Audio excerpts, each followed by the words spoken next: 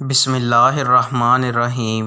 سیدنا عبداللہ بن عمر رضی اللہ عنہ سے روایت ہے، رسول اللہ صلی اللہ علیہ وآلہ وسلم نے فرمایا، زمین و آسمان کے درمیان 500 سال کی مسافت ہے۔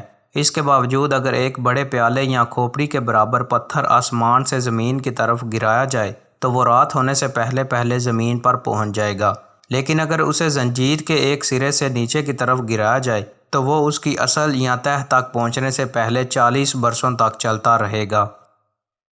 سیدنا ابو ہریرہ رضی اللہ عنہ سے روایت ہے، نبی کریم صلی اللہ علیہ وآلہ وسلم نے فرمایا، جہنم نے اپنے رب سے شکایت کرتے ہوئے کہا، اے میرے رب، میرا بعض حصہ بعض حصے کو کھا رہا ہے، لہٰذا مجھے سانس لینے کی اجازت دو۔ اللہ تعالیٰ نے اس کو ہر ایک سال میں 2 مرتبہ سانس لینے کی اجازت دی، ایک سانس سردیوں میں اور ایک سانس گرمیوں میں۔ یہ جو تم شدید ٹھنڈک محسوس کرتے ہو وہ جہنم کی سخت سردی کا اثر ہوتا ہے، اور جو تم شدید گرمی محسوس کرتے ہو وہ جہنم کی گرمی کا یا بھاپ کا اثر ہوتا ہے۔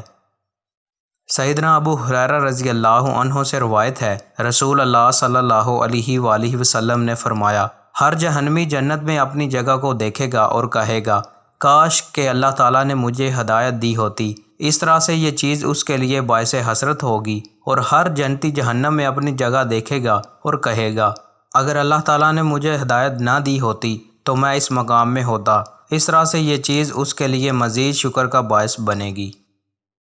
دوستوں، مزید اچھی ویڈیوز کے لیے چینل کو سبسکرائب لازمی کریں۔ بہت شکریہ۔